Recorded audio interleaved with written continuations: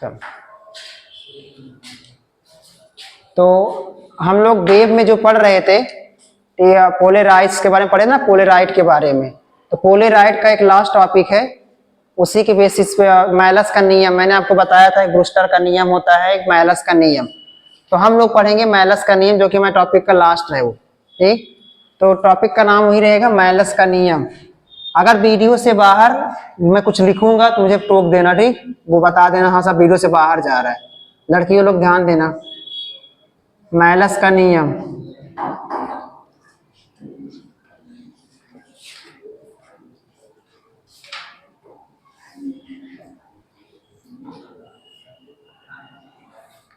आसान सा टॉपिक है और एग्जाम में रहेगा 2 नंबर का प्रश्न ये। ठीक, मैलस का, ब्रूस्टर का नियम हटा दिया गया है, खाली मैलस ही नियम है बस।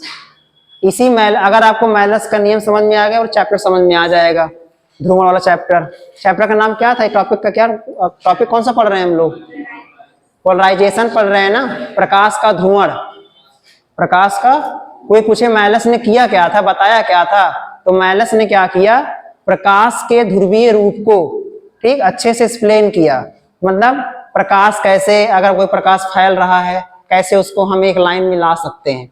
एक लाइन से फॉर एग्जांपल, अगर मान लो प्रकाश चमक रहा है, आपकी आंखों प्रकाश चमकता है ना, आपको लगता भी है आंखों में, तो उसका एक उपाय तो कर सकते हैं।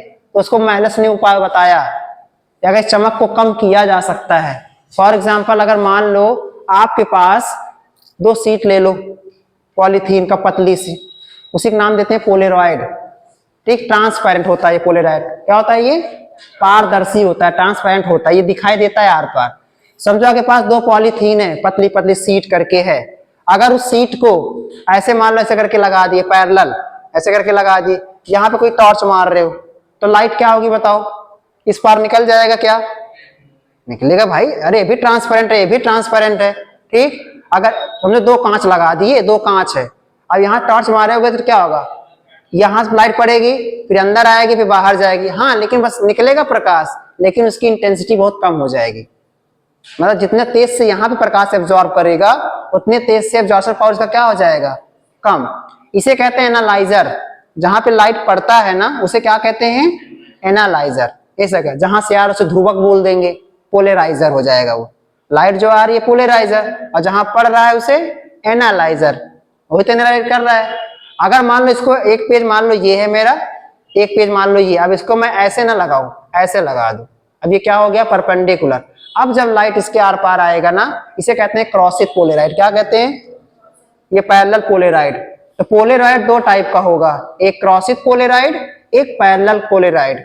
अगर ऐसे लगा दिए पोलेराइड को, अब यहाँ जब टॉर्च मारोगे या सनलाइट जब पड़ेगा इस पे ना, तो लाइट जो है निकलेगा पूरा पूरा लाइट, लेकिन इंटेंसिटी कम होगी।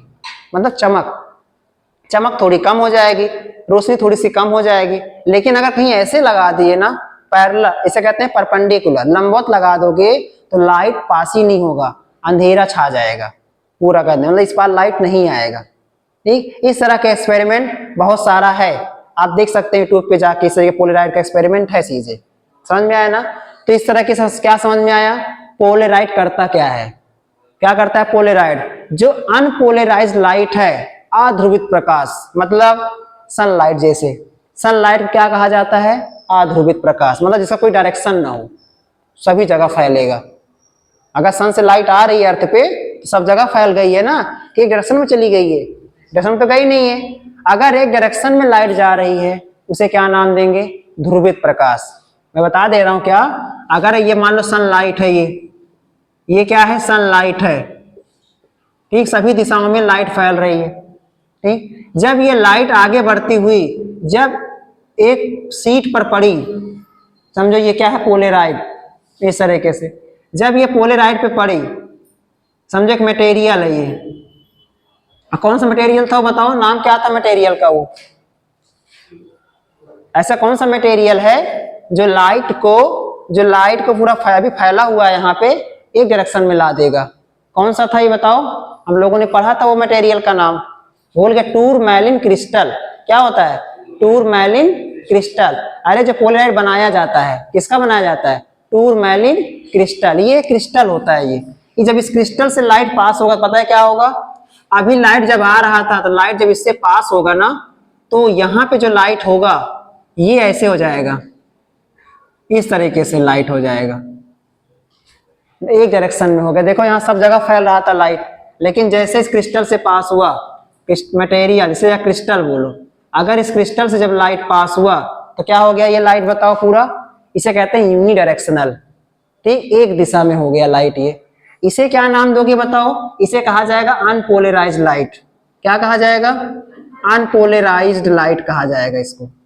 ये कौन सी लाइट है बताओ, ये पोलराइज्ड हो गया, मतलब इसे क्या नाम दोगे, इसे नाम दोगे ध्रुवित प्रकाश। क्या नाम दोगे, इसे नाम दोगे अध्रुवित प्रकाश, अध्रुवित प्रकाश।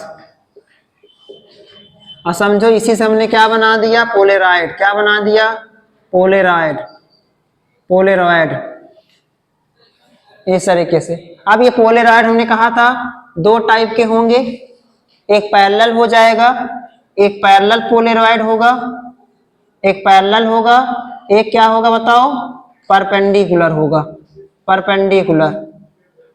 तो हमारे डेली लाइफ में फॉर एग्जाम्पल जब आप सनग्लास पहन लेते हो तो आपको सनलाइट आपकी आंखों में नहीं पड़ता, लाइट तो लाइट आएगी लेकिन वो जो लाइट की इंटेंसिटी होगी ना उसे क्या कर देगा।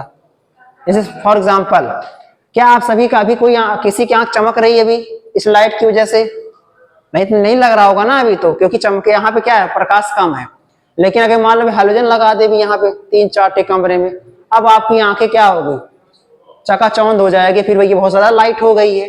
इस तरीके से वही चकाचौंध को कम करने के लिए हम किसका यूज करते हैं, पोलेरॉइड का यूज करते हैं। किसका यूज करेंगे, पोलेरॉइड, पोलेरॉइड का यूज कर लेंगे। जैसे मान लो रात में मतलब कोई गाड़ी चला रहा है, रात में बाइक हो गया, स्कूटी हो गया, 4 व्हीलर हो गया, आगे सड़क पे जा रही है, उधर से ट्रक, अब ट्रक का बीम तो बहुत ज्यादा होता है और तुम्हारे अगर कार में पे पड़ेगा कांच पे तो आप तो चकाचौंध हो जाओगे।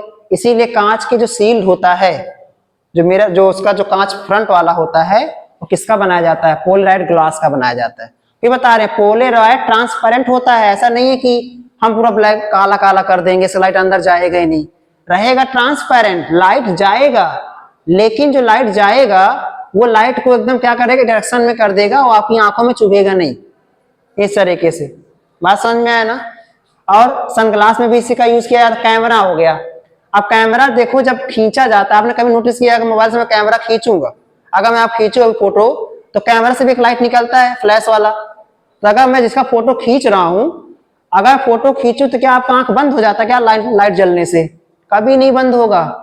कैमरे में अगर मैं लाइट जब मारता है आपको फ्लैश करता है तो ऐसे टिक कैसे बोला, फ्लैश किया फटाक से, लेकिन आपकी आंखें ब्लिंक नहीं करती, जबकि लाइट बहुत तेज है, इसकी इंटेंसिटी, कैमरे की लाइट की इंटेंसिटी बहुत हाई होती है, लेकिन उसके अंदर कैमरे के अंदर क्या लगाया गया है, पोलराइड लगाया गया है, जिससे उस कैमरे की जो लाइट होती है उसकी जो चमक होती है उसको हटा दिया गया है। ठीक, उसके जो ग्लेयर होता है, ग्लेयर का मतलब क्या होता है, चकाचौंध जो होता है उसको हटा दिया गया है, खाली बस लाइट इंटेंसिटी हाई है लेकिन चकाचौंध आपको नहीं रहेगा, तो आपकी फोटो अच्छे खींच लिया जाएगा। बादल का फोटो खींच सकते हो, यहाँ तक कि सनलाइट की फोटो खींच सकते हो। अब तो माइक्रोस्कोप में इसका यूज करते हैं, टेलीस्कोप में यूज करते हैं, हर जगह, मतलब जहां भी ग्लास वाला काम हो रहा है वहां पे इसका यूज हम लोग पोलराइड का कर लेते हैं। ठीक, तो सिंपल याद रखे रहना, एग्जाम के लिए पूछा जाता है। पहली बात, ध्रुवित प्रकाश और अध्रुवित प्रकाश में क्या अंतर होता है। ठीक, चलो सपोज करो मैलस ने किया क्या, मैलस ने कहा कि भैया जब लाइट आ रही थी तब इसकी इंटेंसिटी पावर कितनी थी, जब लाइट इससे क्रिस्टल से पास हो गया तब इसकी इंटेंसिटी क्या थी, तो दोनों क्या बता दिए, रिलेशन। ध्रुवक, ध्रुवक एनालाइजर से दोनों के बीच में रिलेशन बता दिए कि जहां से लाइट आ रही है पढ़ने के बाद जहां लाइट निकल रही, सपोज करो इसकी इंटेंसिटी क्या थी बताओ, आई नॉट, क्या थी इंटेंसिटी, आई नॉट, आई माने इंटेंसिटी, तीव्रता शुरू में, और जब लाइट इससे पास हो गया तो बन गया क्या, ये आई बन गया, क्या बन गया, आई। तो अगर हमको इसकी वैल्यू निकालना हो, और ध्यान देना इसमें हमेशा दो पोलराइड का यूज कर लेते हैं, ऐसे करके दो पोलराइड का यूज किया गया। डिपेंड करता है कि ऐसे रखे हो, ऐसे रखे हो, ऐसे रखे हो, ऐसे रखे हो, वो एंगल पे डिपेंड करता है। तो इसमें एक एंगल भी आ जाता है, यहाँ पे इस लाइन के थ्रू एक एंगल भी आ जाता है, इनके बीच में एक एंगल बनेगा, एक एंगल भी बनेगा।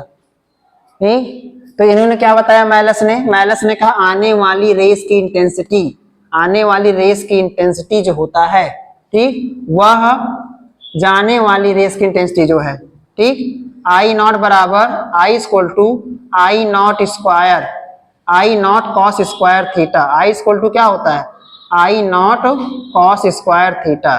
ये इन्होंने एक फार्मूला बनाया। थीटा क्या है बताओ, थीटा जिधर रेस जा रही थी और जो पोलराइड है उनके बीच में एंगल कितना बन रहा है, एनालाइजर पोलराइजर के बीच में different angle between the analyser and the polariser, ध्रुवक और विश्लेषक के बीच बना कोण, ध्रुवक और विश्लेषक के बीच बना, ध्रुवक विश्लेषक के बीच बना कोण, वो क्या कहलाएगा आपका, थीटा कहलाएगा। और ये कॉस के फॉर्म, सर कॉस क्यों लिया गया, साइन क्यों नहीं ले लिया गया। ठीक, जब भी कोई लाइट पैरेलल जाती है, पैरेलल जाएगी, परपेंडिकुलर जा रही है, परपेंडिकुलर के लिए हम लोग यूज करते हैं साइन थीटा का यूज करते हैं, पैरेलल के लिए हम लोग यूज करते हैं कॉस थीटा का यूज करते हैं, इस तरीके से।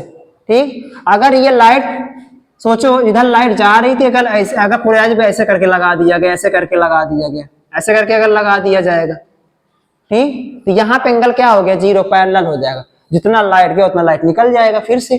तो प्रकाश क्या हो जाएगा, पोलराइज ना, अनपोलराइज था, अनपोलराइज निकलेगा, लेकिन जैसे पोलराइज करके लगा दिए परपेंडिकुलर तो निकल गया पोलराइज करके। तो यहाँ पे थोड़ा सा ध्यान देना है, ठीक, ये जो एंगल डिपेंड करेगा कॉस थीटा हो जाएगा। ठीक, वो डिपेंड करता है पैरेलल है परपेंडिकुलर है, लेकिन यूजली हम कॉस का यूज करेंगे, साइन में जीरो हो जाएगा। जीरो मतलब जो है, अगर यहाँ ध्रुवित प्रकाश है, इससे निकलने के बाद प्रकाश तब भी क्या बना रहेगा, अध्रुवित, लेकिन कॉस के केस में क्या रहेगा, प्रकाश पोलराइज, अनपोलराइज से चेंज होगा, पोलराइज में चेंज हो जाएगा।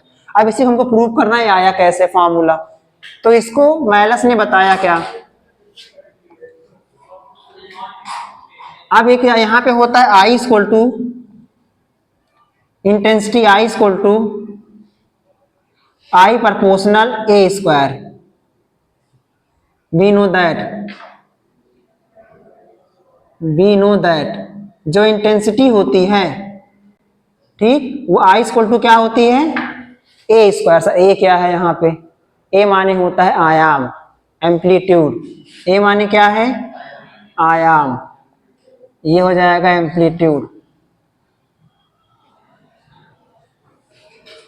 अच्छा बताओ, लाइट है ये, लाइट में कौन सा वेव होता है, बताओ लाइट में कौन सा वेव होता है, वेव दो टाइप का होता है, लॉन्गिट्यूडनल और कौन सा, ट्रांसवर्स, अनुदैर्ध्य और अनुप्रस्थ। तो लाइट जो होता है अनुप्रस्थ होता है, लाइट कैसा होता है, अनुप्रस्थ होता है। अनुप्रस्थ का मतलब क्या बताओगे, ट्रांसवर्स। लाइट क्या होता है, ट्रांसवर्स नेचर का होता है लाइट। ट्रांसवर्स मतलब सर क्या होता है, अगर कोई लाइट ऐसे करे,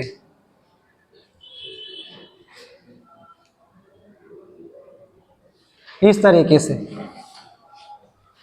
जा रहा है, इसे क्या बोलते हैं, ट्रांसवर्स वेव। तो इसे कहते हैं, समझो ये वाई एक्सिस, ये क्या हो गया, एक्स एक्सिस। तो वेव एक्स की तरफ बढ़ रहा है, ठीक, और जितना ऊपर वाई की तरफ, इसे कहते हैं डिस्प्लेसमेंट, ये वेव का डिस्प्लेसमेंट दिखा रहा है। ये जितना ऊपर जा रहा है वेव, जितना ऊपर जा रहा है, इसे कहेंगे आयाम। क्या बोलेंगे इसी को, आयाम, एम्पलीट्यूड। वेव जितना ऊपर जाता है वाई एक्सिस की तरफ, ठीक, फिर नीचे आया, आयाम आया, फिर नीचे आयाम आया, तो यहाँ तो मान लो प्लस हो गया, यहाँ माइनस हो गया, नीचे की ओर आएगा तो माइनस, ऊपर की ओर जाएगा तो प्लस, इस तरीके से माइनस प्लस, बीच में हो गया जीरो हो गया, सही है ना। इसीलिए इसे कहा जाता है समतल ध्रुवित प्रकाश। क्या कहते हैं, समतल ध्रुवित प्रकाश। अब एग्जाम में पूछा ये प्रश्न, समतल ध्रुवित प्रकाश से आप क्या समझते हैं। समतल ध्रुवित प्रकाश, plane polarised light, plane polarised light, ये क्या होता है। तो क्या बताओगे इसमें, पहले बस प्लेन का मतलब क्या होता है, प्लेन समतल, मतलब जिसका तल हमेशा क्या रहे, समान रहे। ये वेव कभी भी जेड अक्ष पे नहीं जाएगा, हमेशा एक्स वाई में बना रहेगा। ये वेव जो है चल रहा है, ये वेव ये हमेशा एक्स वाई पे ही चलेगा, जेड पे जाएगा नहीं। मतलब इस बोर्ड से बाहर बाहर नहीं निकल जाएगा, समझो इस तरीके से। मतलब जहां पे आपको बैठा दिया गया, अगर आप वहीं बैठे रहे, कहा जाएगा आपका समतल। लेकिन आप वहां से यहाँ हो गए, वहां से यहाँ हो गए, समतल में नहीं आएगा फिर वो, तो अब विषमतल हो जाएगा फिर वो। समझ रहे हो ना? तो क्या बताओगे, यदि कोई वेव एक ही एक्सिस में बार बार मूव कर रहा है, उसे कहा नाम देंगे समतल। और क्या नाम देंगे, ध्रुवित प्रकाश। ध्रुवित प्रकाश का मतलब समझ में आ गया था कि अगर मान लो ध्रुवित प्रकाश है, पोलराइड से पास कराएंगे तो बन जाएगा ध्रुवित प्रकाश बन जाएगा। इस तरीके तो ये आगे मूव कर, इसे कहते हैं। एक बात और, वेव में कभी भी कोई पार्टिकल आगे मूव नहीं करता। फॉर एग्जाम्पल मैं लेता हूं, पहले के जमाना में जो डाकिया हुआ करते थे, वो कैसे करते थे, आप चिट्ठी लिखते थे, डाक लिखते थे तो उसको देते थे, पोस्ट ऑफिस करते थे, वो आपका चिट्ठी को लेकर फिर पहुंचाता था चिट्ठी को। लेकिन आज की डेट में क्या हो गया, ऐसा तो है नहीं। आज की डेट में चिट्ठी थोड़ी लिखना पड़ता है। आपने सिंपल है क्या है कि आप अगर मान लो आपको अमेरिका संदेश भेजना है, तो क्या आप डाकिया अमेरिका लेकर जाएगा क्या चिट्ठी आपका? नहीं। लेकिन पहले लोग ले जाते थे, पता लगे आज सूचना दूंगा तो 1 महीने बाद सूचना पहुंचता था अमेरिका। तो इसीलिए क्या करते हो आप, सीधा एक ईमेल कर देते हो। क्या कर देते हो, ईमेल। लेकिन जब मोबाइल से ईमेल करते हो, तो क्या आप मोबाइल से ईमेल करने के बाद जो आपका मोबाइल है क्या अमेरिका पहुंच जाएगा क्या? मतलब आप वर्चुअल काम कर रहे हो। क्या कर रहे हो, वर्चुअल। रियल में नहीं हो रहा है आपका, क्या हो रहा है वो पहले क्या होता था, रियल में होता था। यही सेम वेव कॉन्सेप्ट में है।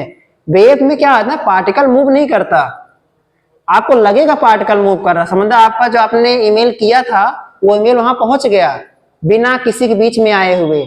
सेम ऐसे वेव है, आपको भले कह रहा हूं ऐसे करके चलता है, लेकिन आपको दिखाई नहीं देगा ऐसे करके। जैसे कि हमको पानी में एक मार दिए ढिल्ला, गिटका, जो भी गुटका मार दिए।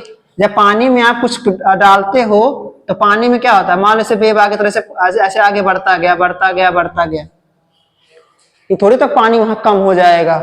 जहां पत्थर मारोगे वहां पानी कम हो जाएगा, हट जाएगा पानी हमेशा के लिए, ऐसा नहीं होगा। पानी उतना ही रहेगा, बस आपको थोड़ा सा उसमें हलचल।